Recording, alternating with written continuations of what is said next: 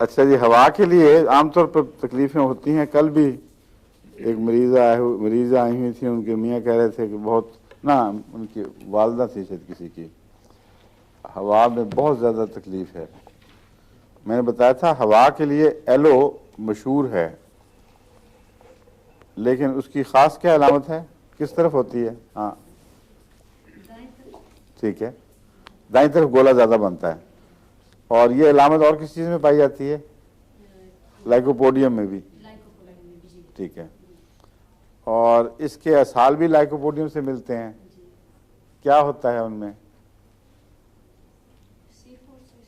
Sea food, that's right, बिल्कुल ठीक है।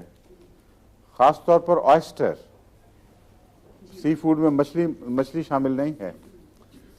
ऑयस्टर या उससे मिलती जुलती जो चीज़ें हैं जो खोखे के अंदर होती हैं, उससे काफ़ी तकलीफ़ होती है। और असाल, उल्टी, हवा, ये तीनों चीज़ें अमूमन बराबर चलती हैं इकट्ठी।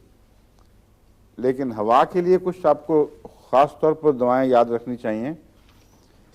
एक उनमें से कार्बोवेज है, एक चाइना है, मैंने पहले भी बताया था आपको। और क्या बताया था? लाइकोपोडियम, अभी लाइकोपोडियम की बात हुई है। कार्बोवेज तो बता चुका हूँ।